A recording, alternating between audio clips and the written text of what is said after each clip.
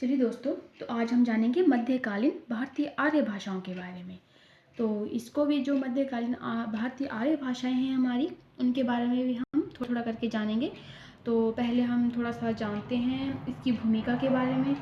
तो जैसे कि हम जानते हैं कि भाषा परिवर्तनशील है। ये परिवर्तनशीलता संसार की सभी भाषाओं में देखी जा सकती है।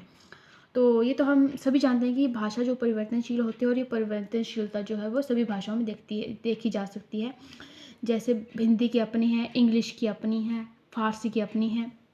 इसका मुख्य कारण ये है कि भाषा की संरचना ही ऐसी है कि उसमें परिवर्तन होना आवश्यक था। हम यह भी जानते हैं कि भारत की प्राचीनतम भाषा वैदिक संस्कृत भाषा जो जन भाषा भी थी। धीरे धीरे इसमें साहित्य का निर्माण होने लगा तथा व्याकरण के कठोर नियमों के कारण भाषा थोड़ी जटिल हो गई। धीरे धीरे इसमें जो है बदलाव आने लगा और इसमें व्याकरण की कठोर नियमों के कारण ये थोड़ी जटिल हो गई। संस्कृत जो है वो कठिन हो गई। प्रत्येक युग की भाषा के दो रूप होते हैं, एक साहित्य और एक दूसरा बोलचाल का रूप। साहित्यिक भाषा का प्रयोग समाज के सुशिक्षित लोग करते हैं और इसी में साहित्यिक रचना होती है। लेकिन बोलचाल की भाषा एक जनसाधारण की भाषा होती है। बोलचाल की यानी कि हम लोग जैसे आम लोग बात करते हैं, जन भाषा। जैसे सोसाइटी किसी समाज की अपनी भाषा होती है, उसे हम बोलचाल की भाषा कहते हैं। भाषा तो बदलती रहती है, अनेक सुधार बदलाव उसमें होते रहते हैं। प्राचीन समय की यदि बात करें तो उस समय के वैदिक काल में वैदिक और लौकिक भाषाएं थी। जैसे हमने पहले पढ़ा वैदिक और लौकिक संस्कृत के बारे में, ये उसकी बात की जा रही है यहाँ पे। इसमें अनेक भाषाएं प्रवृत्तियां विद्यमान थी। भाषा विद्वान पाणिनि ने अष्टाध्यायी में भाषा संबंधित अनेक प्रवृत्तियों का उल्लेख किया गया है। लगभग 500 ईसा पूर्व तक एक तरफ संस्कृत भाषा और लोक भाषा में व्याकरण का आधार पाकर मध्यकालीन आर्य भाषाएं अपने निश्चित रूप से स्थिर हो गईं। मध्यकालीन आर्य भाषाएं अपने निश्चित रूप में स्थिर हो गई थीं। मध्यकालीन भारतीय आर्य भाषाओं का समय 500 ईसा पूर्व से 1000 ईसा पूर्व तक माना गया है। कुछ ऐतिहासिक और भाषा वैज्ञानिकों के अनुसार मध्यकालीन भाषाओं का काल महात्मा बुद्ध के काल से माना गया है।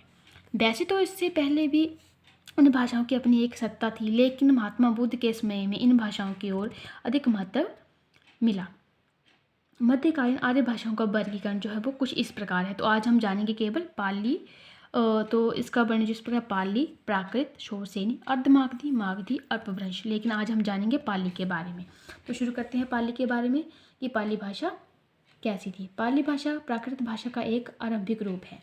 पाली भाषा की उत्पत्ति के बारे में अनेक धारणाएं व्यक्त की गई हैं।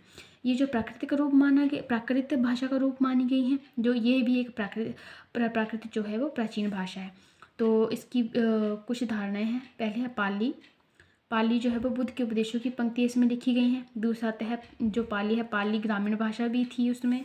और एक ग आता है पाटलिपुत्र। पाली मगध की राजधानी पाटलिपुत्र की भाषा भी थी।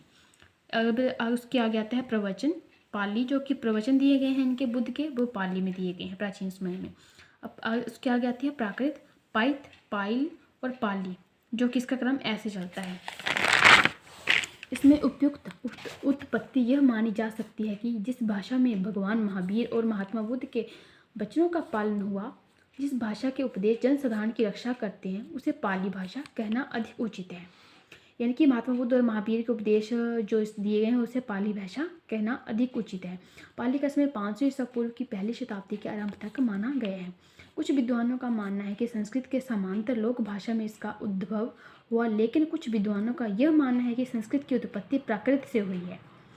तो कुछ का मानना है कि संस्कृत के समांतर लोक भाषा का उद्भव हुआ, लेकिन कुछ विद्वानों का यह मानना है कि संस्कृत की उत्पत्ति जो है प्राकृत से हुई। पहला मंतव्य तो ही अधिक उपयुक्त रहता है। पाली की व्युत्पत्ति के संबंध में विद्वानों के विचार है कुछ इस प्रकार हैं। तो भिक्षु सिद्धार्थ के अनुसार जो है वो भिक्षु सिद्धार्थ संस्कृत के पाठ शब्द से पाली का विकास मानते हैं। भिक्षु सिद्धार्थ जो है वो संस्कृत के पाठ शब्द से पाली शब्द का विकास मानते हैं। जैसे संस्कृत शब्द है पाठ, तो पाला और पाली। तो आगे भिक्षु जगदीश कश्यप ने जो कहा है वो है पाली का विकास संस्कृत के पर्याय शब्द से माना गया है। तो इनका उदाहरण ये है कि संस्कृत शब्द का पर्याय जो है वो पर्याय, पलियाल और पाली। इसके आगे डॉक्टर मैक्स बेल्सन, तो ये कहते हैं कि पाली शब्द की व्युत्पत्ति संस्कृत के पाटली, पटना शब्द से हुई मानी है। तो उदाहरण ये है कि संस्कृत शब्द जो पाटली है वो पटना पाइल से लिया गया है। आगे है इसकी विशेषताएं कि पाली की क्या विशेषताएं हैं। तो वैदिक ध्वनियों का लुप्त होना, पाली भाषा में री, श्री, लृ, ए, ओ, श, स और विसर्ग आदि वैदिक ध्वनियों का लुप्त होना पाया गया है। इसके आगे है संस्कृत ध्वनियों में परिवर्तन कैसे आया। पाली भाषा में संस्कृत की ए ध्वनि जैसे कैलाश, कैलाश को कैलाश कह बोलते हैं, गौतम को गौतम कहा जाता है, यानी कि मात्राओं का फर्क है। कैलाश में कै और यहाँ पर आगे चलकर के है, और गौतम में गौ का और डबल ओ है को गौतम, सिंगल ओ की मात्रा है। तो विसर्ग संधि का प्रयोग नहीं होना, इसके बारे में जानते हैं। पाली भाषा में विसर्ग संधि का प्रयोग नहीं किया, यानी कि जो विसर्गों का प्रयोग जहाँ पर होगा वहाँ पर विसर्गें हटा दी गई। अब 3 लिंगों की व्यवस्था जो इसमें की गई, पाली भाषा स्त्रीलिंग, पुल्लिंग, नपुंसकलिंग तीनों लिंगों का प्रयोग इसमें पाली भाषा में होता था। तो ये थी हमारी पाली भाषा। आज के लिए हम इतना ही जानेंगे। आगे हम प्राकृत वगैरह, शोषणी वगैरह के बारे में पढ़ेंगे। तो ये मेरा वीडियो था आज का। मेरा वीडियो अच्छा लगे तो लाइक, शेयर, कमेंट और सब्सक्राइब करें मेरे चैनल को। Thank you.